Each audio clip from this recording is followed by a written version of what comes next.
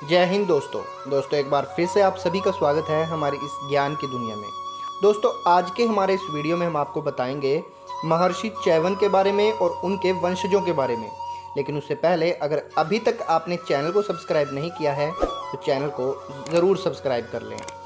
दोस्तों महर्षि च्यवन महान ऋषि भृगु के पुत्र थे। इनकी माता का नाम पुलोमा था। ऋषि च्यवन को महान ऋषियों की श्रेणी में रखा जाता है। इनके विचारों एवं सिद्धांतों द्वारा ज्योतिष में अनेक महत्वपूर्ण बातों का आगमन हुआ। इस कारण यह ज्योतिष गुरु रूप में भी प्रसिद्ध हुए तथा इनके द्वारा रचित ग्रंथों से ज्योतिष तथा जीवन के सही मार्गदर्शन का बोध हुआ। ऋषि भृगु की पत्नी का नाम पुलोमा था। एक बार जब भृगु ऋषि अपनी पत्नी के पास नहीं होते हैं तब राक्षस पुलोमन उनकी पत्नी पुलोमा को जबरन अपने साथ ले जाने के लिए आता है। वह पुलोमा को जबरन अपने साथ ले जाने लगता है। उस समय पुलोमा गर्भवती होती है और इस कारण इस संघर्ष में शिशु गर्भ से बाहर गिर जाते हैं और बालक के तेज से राक्षस पुलोमन भस्म हो जाता है तथा पुलोमा पुनः अपने निवास स्थान भृगु ऋषि के पास आ जाती है। गर्भ से गिर जाने के कारण इनका नाम च्यवन पड़ा। जन्म से ही च्यवन विद्वान और ज्ञानी थे। वह एक महान ऋषि थे। इनके पुत्र का नाम औरव था और इनका विवाह आरुषि से हुआ था जिससे इन्हें औरव नामक पुत्र प्राप्त हुआ। इनकी अन्य विवाह राजा शर्याति की पुत्री सुकन्या से भी हुआ था। एक बार ऋषि च्यवन ने बहुत कठोर तपस्या की थी। वह लंबे समय तक निश्चल रहकर एक ही स्थान पर बैठे रहे। जैसे जैसे समय बीतता गया उनका शरीर घास और लताओं से ढक गया तथा चींटियों ने उनकी देह पर अपना निवास बना लिया। यह देखने से मिट्टी का टीला जान पड़ते थे। इस तरह बहुत समय गुजर गया। एक दिन राजा शर्याति की पुत्री सुकन्या अपनी सखियों के साथ टहलती हुई च्यवन ऋषि के स्थान पर आ पहुंचती हैं और मिट्टी के टीले में चमकते दो छिद्रों को देखकर चकित रह जाती हैं और कौतूहलवश देह को बांबी समझ उन छिद्रों को कुरेदने लगती हैं। उनके इस कृत्य से ऋषि की आंखों से रक्त की धारा निकलने लगती है और ऋषि च्यवन अंधे हो जाते हैं और क्रोधित होकर वह शर्याति की सेना का मलमूत्र रुक जाने का श्राप दे देते हैं। राजा शर्याति इस घटना से दुखी होकर उनसे विनय निवेदन करते हैं और क्षमा याचना करते हैं। क्षमा याचना स्वरूप वह अपनी पुत्री को उनके सुपुर्द कर देते हैं। इस प्रकार सुकन्या का विवाह च्यवन ऋषि से हो जाता है। सुकन्या बहुत पतिव्रता नारी थी।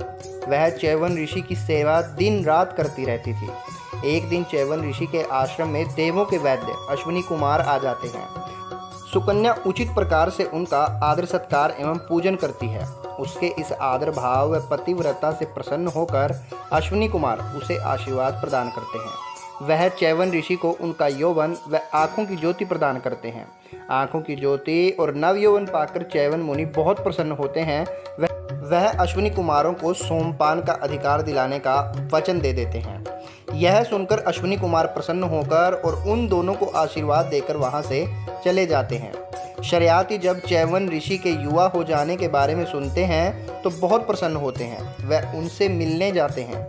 ऋषि च्यवन राजा से कहकर एक यज्ञ का आयोजन कराते हैं जहां वह यज्ञ का कुछ भाग अश्विनी कुमारों को प्रदान करते हैं। तब देवराज इंद्र आपत्ति जताते हैं और अश्विनी कुमारों को यज्ञ का भाग देने से मना करते हैं, परंतु च्यवन ऋषि इंद्र की बातों को अनसुना कर देते हैं। इससे क्रोधित होकर इंद्र उन पर वज्र का प्रहार करते हैं, किंतु ऋषि च्यवन अपने तपोबल से वज्र को रोककर एक भयानक राक्षस उत्पन्न करते हैं। वह राक्षस इंद्र को मारने के लिए दौड़ता है। इंद्र ने भयभीत होकर अश्विनी कुमारों को यज्ञ का भाग देना स्वीकार कर लिया और च्यवन ऋषि से क्षमा मांगी।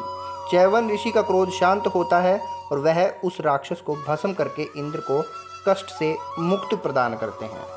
एक बार च्यवन मुनि ने कुशिक वंश को पूर्ण रूप से समाप्त करना चाहा, इसलिए वह राजा कुशिक के यहाँ अतिथि रूप में जाते हैं और 21 दिनों तक उनकी कड़ी परीक्षा लेते हैं। राजा रानी दिन रात उनकी सेवा में लगे रहते हैं।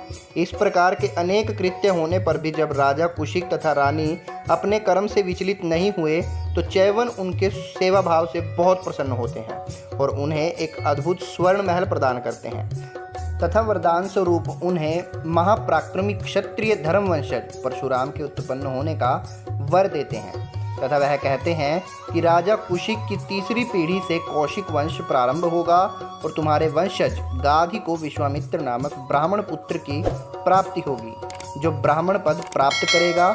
इतना कहकर ऋषि ने उन दोनों से विदा ली। चैवन मुनि द्वारा अनेक ग्रंथों की रचना हुई। उनके द्वारा रचित चैवन स्मृति में उन्होंने विभिन्न तथ्यों के महत्व को दर्शाया। इसमें उन्होंने गोदान के महत्व के विषय में भी लिखा। इसके साथ ही बुरे कार्यों के बचने का मार्ग एवं प्रायश्चित विधान भी बताया।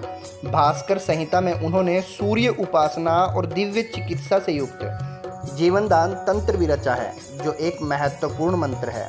अनेक महान राजाओं ने इनके निर्णय को अपने धर्म कर्म में शामिल किया।